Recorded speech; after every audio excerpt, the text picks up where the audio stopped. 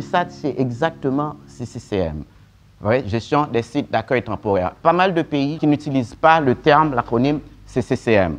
Donc, on parle de camps, dans d'autres endroits on parle de sites, d'autres endroits on parle de abris. Par exemple, moi j'étais au Brésil où on ne parlait pas de camps non plus, on parlait de abri, abrigo, pas vrai? Donc, bon, pour moi c'est purement sémantique. Ce que j'aime dire, c'est que tous ces gens-là qui sont là, tous ces déplacés, ils ont un besoin en assistance et en protection. On n'a pas un cluster, le cluster n'est pas encore activé, mais on est un groupe de travail qui fonctionne comme si on était un cluster. Donc, au niveau de l'architecture, pas vrai, donc, vous voyez la coordination et l'administration qui est toujours les autorités nationales. Donc, on fait un travail en termes de coordination on travaille avec toutes les agences, pas vrai, ONU, société civile, les ONG, les propriétaires fonciers. Ça, c'est très important, particulièrement ici au Burkina, avec les problèmes de difficultés d'accès à la terre. Et vous allez voir, au niveau des sites, on a toutes sortes de représentations. PDI et représentants de la population, les fournisseurs de services et toutes sortes de comités qui sont là au niveau communautaire pour faire ressortir la partie de la participation communautaire. Donc, l'objectif stratégique, je parle trop vite, vous me dites, hein, parce que souvent on me dit que mon français il est un peu bizarre, c'est assurer un accès équitable à l'assistance, à la protection et aux services pour les personnes déplacées internes à l'intérieur du pays, vivant dans les sites d'accueil et en dehors des sites. Là, on a voulu mettre l'accent qu'on ne s'occupe pas que des gens qui vivent à l'intérieur d'un site.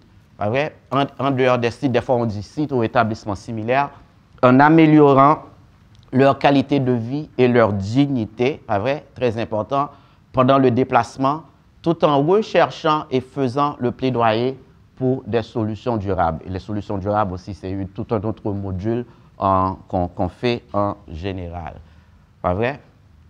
Donc, si on veut parler des acteurs principaux du CCCM ou encore de la GESAT, ce qu'on voit souvent, c'est ces trois éléments-là, pas vrai? L'administration, la coordination et la gestion.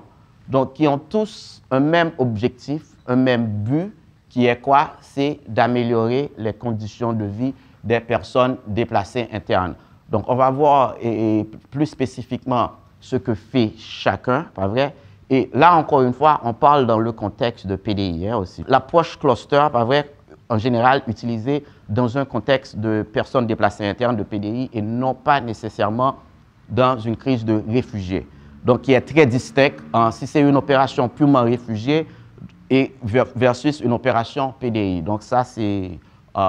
donc, ce système-là dont je parle, c'est purement PDI. Ce qu'on voit en général, lorsqu'on parle d'administration de sites, c'est des fonctions remplies par le gouvernement, les autorités nationales, on peut parler du CONASUR, CORESUR, CODESUR, COPROSUR, tout ça. Pas vrai? Lié à la supervision des activités dans les sites d'accueil temporaire, la coordination, justement, qui assurait un accès équitable aux sites d'accueil temporaire et établissements similaires pour la fourniture de services humanitaires, coordination des rôles et des responsabilités dans le cadre de la réponse humanitaire globale dans les sites d'accueil temporaire et établissements similaires. Gestion des sites d'accueil temporaire, c'est coordination des services et maintenance des infrastructures au sein d'un site d'accueil temporaire. L'État peut être partout, pas vrai? Dans toutes ces structures-là, que ce soit administration, coordination et gestion, pas vrai? Mais souvent, lorsqu'on parle d'administration, on voit vraiment truc purement étatique, pas vrai? Genre création de sites, ouverture de sites. Donc, et souvent aussi, lorsqu'on parle de gestion, on voit un site. À l'intérieur de site, on parle de gestion de ce site-là et certainement, il peut y avoir aussi une coordination dans ce site-là, ce qui a trait à tout ce qui est en fourniture de services et autres. Question à vous. Si on est là, dans cette salle, pas vrai, aujourd'hui, et puis il se passe quelque chose, disons, je ne sais pas, un tremblement de terre qu'on ne souhaite pas, pas vrai, et vous vous trouvez déplacé soudainement. D'après vous, quelles seraient vos premières réactions? Où pensez-vous que vous alliez essayer de trouver un refuge? Si soudainement vous êtes chez vous, tranquille, et puis vous n'avez plus un chez-soi, vous n'avez plus une maison, vous n'avez plus où vivre, vous n'avez plus de vêtements, où pensez-vous que vous allez vous réfugier? En vérité, les premiers moments, on ne sait pas où aller. Hein. Voilà. Parce qu'en fait, la situation est telle que, bon, voilà, dans les environnements immédiats aussi, c'est la même situation que les autres vivent. Ouais. Voilà. Merci. En fait, je crois que tout le monde a vu ça, pas vrai, déjà. Si vous n'avez jamais vu ça encore, j'espère que vous allez vous enregistrer sur le site du CONASUR afin que vous puissiez recevoir ce genre d'informations. Au tout début de la crise, on disait que 80% des populations, des PDI se retrouvaient dans des familles d'accueil. Ça, c'était genre début de l'année, pas vrai? Maintenant, ce n'est plus le cas. Maintenant, c'est complètement inversé. Les derniers chiffres, je pense, disent que maintenant, c'est 22% de ménages, maintenant, je crois, qui se retrouvent dans des familles d'accueil. Donc, où sont ces 78%? Pas vrai? Donc, on va voir ça un peu. Donc, ce qu'on voit en général, pas vrai, comme option, il y a pas mal de familles qui se retrouvent en dehors des sites, pas vrai? Vous avez des familles PDI qui se retrouvent dans des familles d'accueil, on a des logements loués ou prêtés, pas vrai? Et maintenant, des sites et établissements similaires, sites aménagés, sites spontanés, centres de transit et centres collectifs. C'est quoi un site aménagé, par exemple, ici? Comment est-ce que vous comprenez ce concept-là, site aménagé? Pour moi, un site aménagé, c'est vraiment voilà, un terrain, un endroit où on a essayé de vraiment faire certaines installations pour accueillir des sinistrés. Voilà. C'est différent d'un site spontané. Et c'est quoi un site spontané? Un site spontané, c'est un site sur lequel les gens se sont installés de façon spontanée, sans qu'on ait eu le temps voilà, d'aménager. On n'a presque jamais ce luxe, vraiment, de créer un site au début. Pas vrai? La plupart des gens, justement, vous avez parlé d'un terrain vide, une école, et puis les gens se sont installés de façon spontanée, et c'est bien après, justement, que les humanitaires, le gouvernement, tous les acteurs viennent pour essayer d'aménager ceci. Mais quand même, la terminologie, elle est importante. C'est ce qui explique, par exemple, que moi, la difficulté que le GSAT a avec, par exemple, le MSNA, parce que lors de la collecte des données, par exemple, on n'avait pas trop de données sur les sites. On ne savait pas où ils étaient parce qu'il n'y avait pas... En fait, ce n'était pas clair, la question de site. Et quand je suis arrivé ici, on parlait que 2 sites officiels. C'était Barça-Logo et Foubé, pas vrai? Mais après, quand même, il y a eu pas mal de multitudes de sites. Il y a quand même d'autres sites, par exemple, qui ont été, entre guillemets, aménagés. C'est-à-dire, par exemple, on a essayé de planifier au mieux que possible ces sites-là. Donc, l'idée, justement, et le GSAT, c'est de fournir une assistance et protection à toutes les personnes, qu'elles soient dans ces sites-là, que ce soit des sites aménagés ou spontanés, ou des centres de transit, ou des centres collectifs, on pourrait avoir ces termes-là un peu plus tard. Donc, c'est qu'il y a quand même un besoin d'assistance et de protection. On a parlé qu'est-ce qu'on s'était dit, par exemple, assurer un accès équitable. Parce que ce qu'on a vu, ce que j'ai vu particulièrement, c'est qu'il y avait des sites qui recevaient pas mal des endroits où on apportait de l'assistance et d'autres où non. Pas vrai? Donc, ce que je dis souvent, c'est que s'il n'y avait pas cette crise-là, on ne serait pas là. Personne d'entre nous ne serait pas ici aujourd'hui. Pas vrai? Donc, je ne sais pas, ça c'est l'un des diapos que j'aime le plus, je ne sais pas trop pourquoi, parce que ça traduit tellement et notre réponse, pas vrai? Dans un monde parfait, il n'y aurait ni de déplacés, pas vrai, ni de réfugiés. Donc, mais souvent, pas vrai, les sites, ou encore les sites d'accueil temporaire, les camps, comme vous appelez comme vous voulez, sont le seul endroit où les personnes déplacées internes, pas vrai, ou les réfugiés, peuvent trouver assistance et protection. Donc, ce que je vais faire passer, c'est toute une série de diapos, juste pour que vous voyez, vous réfléchissez un peu à certains éléments communs ou différences. Pas vrai?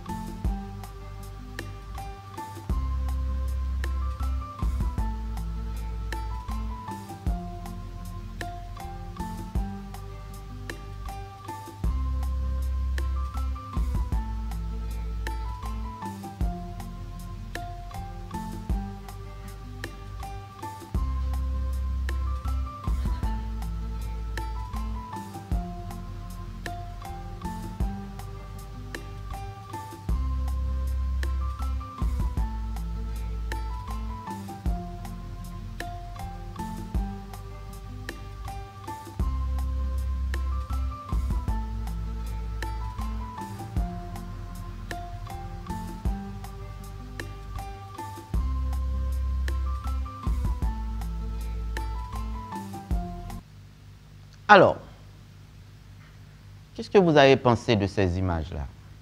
Quels sont les points communs, les différences que vous avez vues?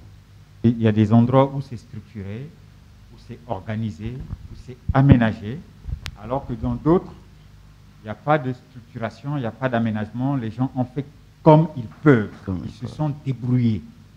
Donc, c'est un peu la différence avec ça. J'ai vu aussi qu'il y avait des images qui ressemblaient à des villages. C'est-à-dire des personnes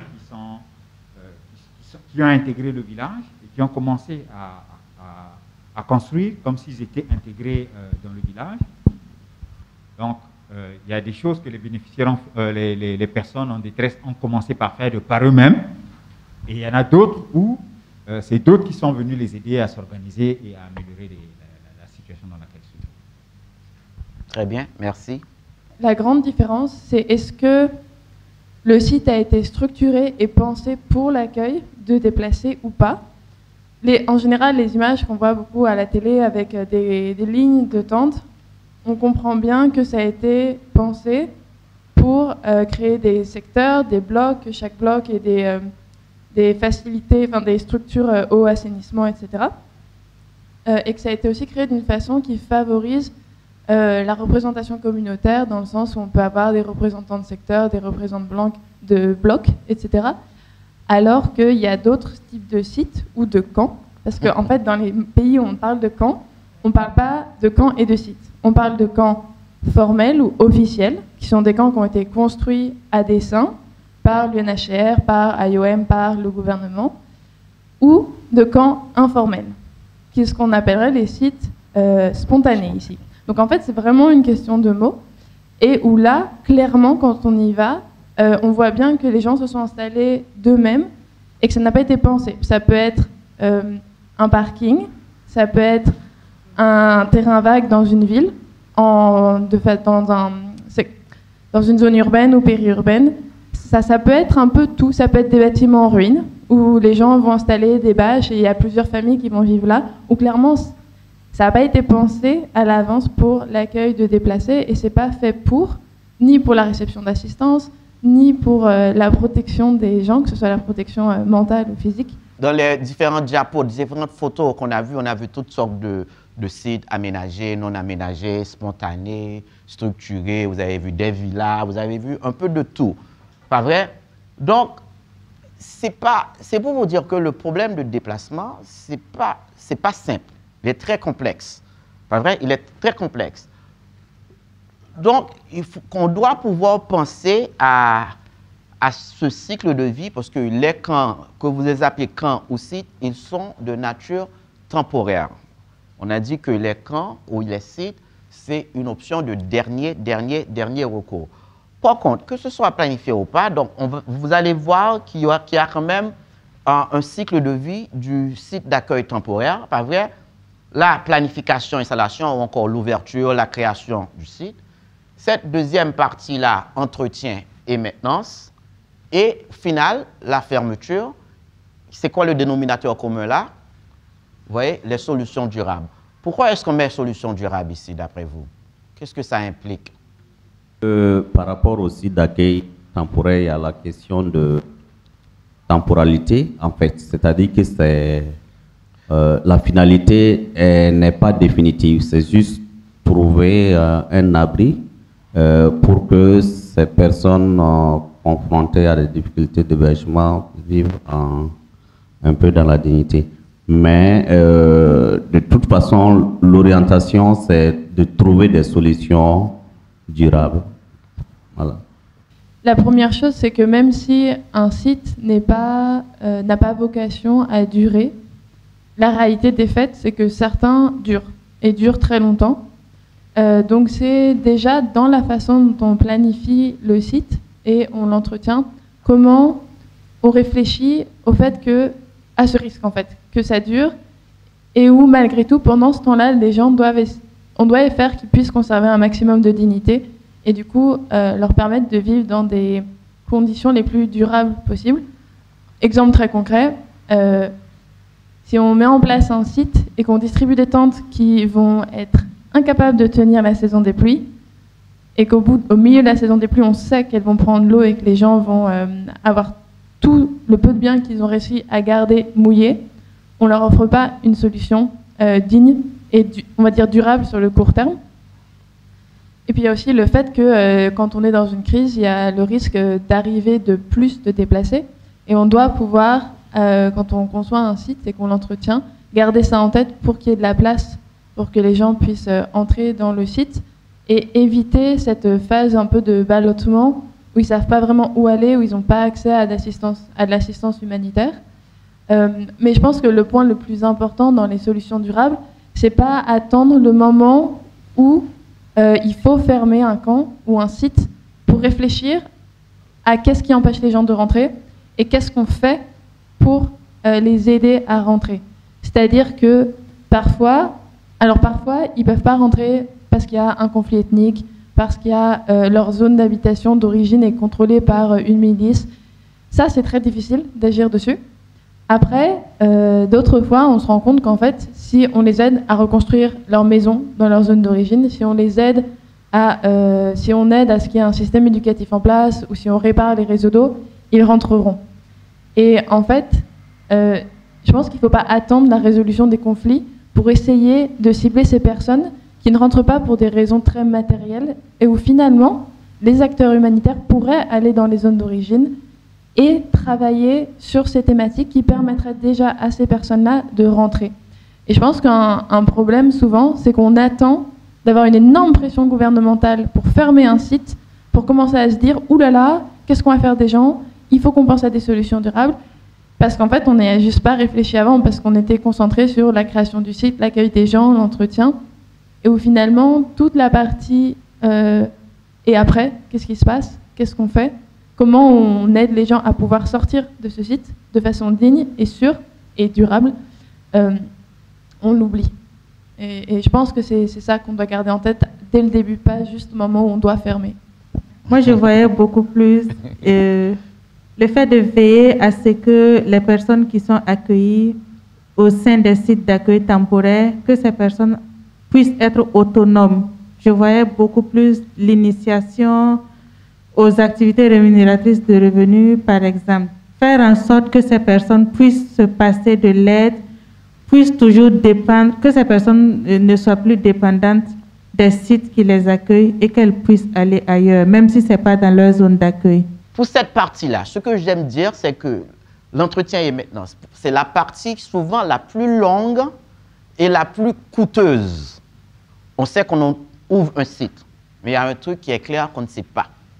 Quand est-ce qu'on va le fermer? Donc, tout au long, il faut toujours penser justement à des solutions durables, à la fermeture ou quoi que ce soit. Donc, il y a deux exemples que j'aime donner. Et ça fait exactement 10 ans que je suis dans l'humanitaire. Et la première fois, justement, je crois que j'étais au Kenya, à Nairobi. Et bon, ça, vous avez une idée de mon âge maintenant, hein, c'est un vieux. Mais tremblement de terre en Haïti. 2010, il y a eu un tremblement de terre, il y a eu 300 000 morts, pas vrai? Et il y avait 1,3 million de déplacés internes. Et j'étais à Nairobi, et puis j'ai eu une entrevue comme gestionnaire de camp. À l'époque, il n'y avait pas de problème de dire camp, camp de déplacés internes dans ce cas. Puis j'ai eu un contrat de 3 mois pour aller gérer un camp en Haïti. J'étais très content, et puis je disais à mon pote là, Kenyan, il dit, ah, je vais travailler en Haïti, j'ai un poste comme camp manager, comme gestionnaire de camp. Il dit, ah, j'ai un petit contrat de 3 mois. Il a dit, mon frère, ne t'en fais pas. Et je vais vous appeler dans 5 ans, et je suis presque sûr que vous allez être en train de gérer ce même camp-là. Est-ce que vous voyez ce que je veux dire? Donc, c'est une réalité, justement. Et c'est pour ça, et systématiquement, on ne fait pas de plaidoyer pour ouvrir des sites, pour ouvrir des camps. Parce que c'est... Mais, moi, ce que je veux qu'on retienne, si on va les ouvrir, il faut absolument que ce soit fait de bien. Pas vrai? On ne peut pas faire du n'importe quoi.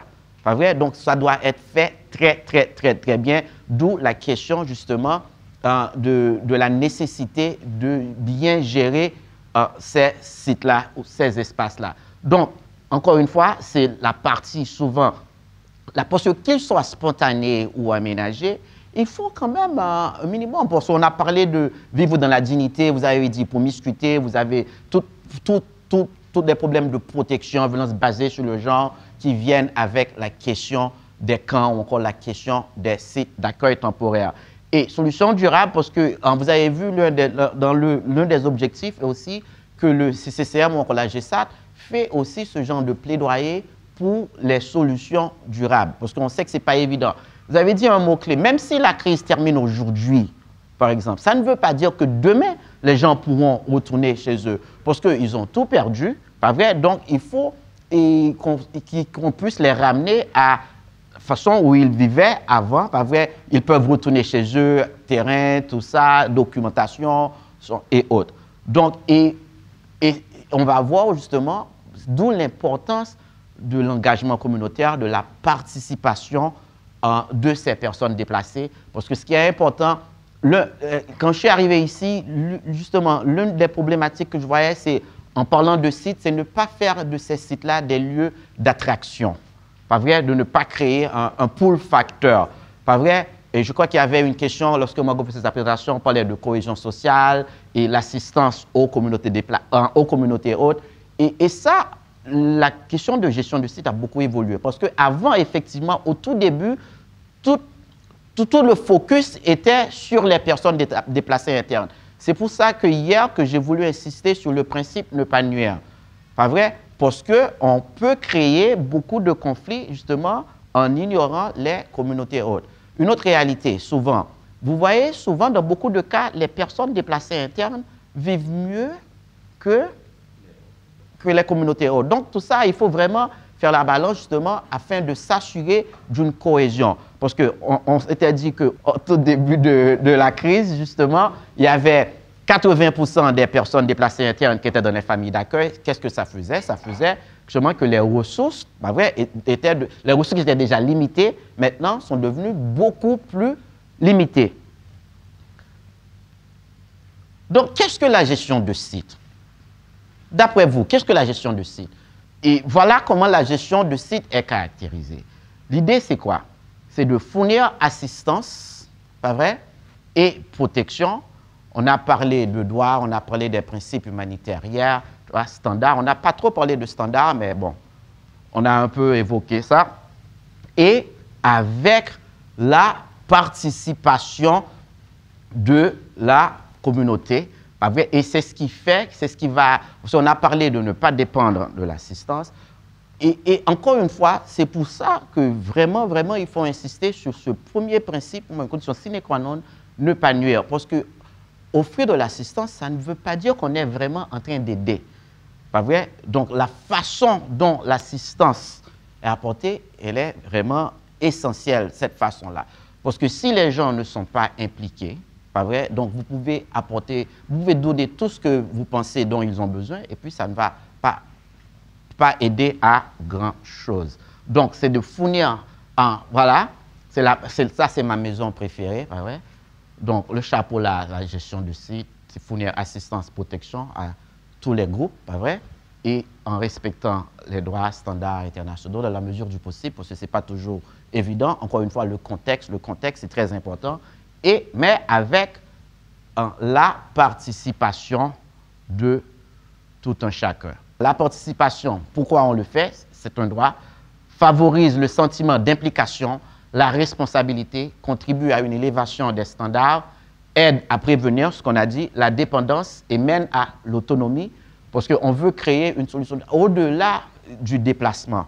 Pas vrai? Favorise la dignité, parce qu'on a vu tous les problèmes qu'on a, et développe la confiance en soi et facilite le rétablissement post-traumatique, renforce les compétences pour reconstruire sa vie après le déplacement et permet de recueillir des données plus précises pour une planification juste et des solutions plus efficaces. Améliore les relations aussi entre les partenaires humanitaires. Donc, participation de qui? C'est les communautés identifiées, approche agents et diversité et tout. Les communautés du site, le leadership, les secteurs, les différents secteurs, gestion de plaintes, sécurité, qu'on a un peu vu de façon générale. Et bonnes pratiques, bon, certaines bonnes pratiques, dépendamment encore une fois du contexte, employer des habitants, des résidents du site, faire participer des représentants du site aux exercices de suivi et évaluation. Bon, à quel moment? C'est à tout moment. Hein. Et donc justement, la participation se fait tout au long du cycle de vie du site. Pas vrai? C'est pas après qu'on aura identifié un site pour les déplacer et dire ah voilà, on a trouvé un site pour vous, parce qu'on a eu pas mal de problèmes ici quand même de ça, parce de ne pas avoir impliqué la population dès le début. Pas vrai? Bon, certes, on ne peut pas parler de ça sans, parce qu'on verra que la GESAT, le système est très transversal, l'intégration de la protection est primordiale, pas vrai? Sécurité et dignité, pas vrai? Prévenir et minimiser les effets négatifs pouvant accroître la vulnérabilité. Encore une fois, ce principe primordial, ne pas nuire. Équité, accès impartial des populations à l'aide et aux services humanitaires en fonction des besoins spécifiques. Donc, on va dans les principes humanitaires. Et la notion de redevabilité qui nous amène ici aujourd'hui, qui permet aux populations d'évaluer le bien fondé des interventions et répondre à leurs préoccupations et plaintes. Et participation et autonomisation, c'est participer à tout le processus, tout le cycle du programme. Donc, encore une fois, les partenaires GESAT, donc transparence, très important à travers le dialogue, le partage des informations et la communication pour renforcer la confiance, ce qui n'est pas nécessairement le cas sur le terrain, dans la réalité des choses. Pas vrai? Égalité, respect mutuel, indépendamment de la taille et du pouvoir, que ce soit une petite ONG, une grosse boîte. Hein, donc ça, c'est vraiment, on traite de façon égalitaire. Et aussi, cette responsabilité, intégrité et obligation morale, on ne s'engage que si, ça c'est une partie sur laquelle que je mets beaucoup d'accent, on s'engage que si l'on dispose des moyens et des compétences pour le faire. Pas vrai? Et certainement, complémentarité, s'appuyer sur les avantages comparatifs et renforcer les capacités locales. Une partie justement de la stratégie de la réponse GESAT ici, c'est ça aussi de renforcer les capacités locales et certainement approche fondée sur les résultats, basée sur les réalités et les capacités et orientée vers l'action. Donc, grosso modo, le GESAT, c'est un module, un secteur interdisciplinaire où on identifie les différents acteurs et définit leur rôle et leurs responsabilités, donc qui vise à améliorer les conditions de vie des populations tout au long du déplacement. Pendant le déplacement, chercher des solutions durables pour mettre fin à la vie dans les sites, organiser leur fermeture et démantèlement progressif parce que ce n'est pas toujours évident et assurer un accès équitable à l'assistance, à la protection et aux services pour les personnes déplacées internes. Balka.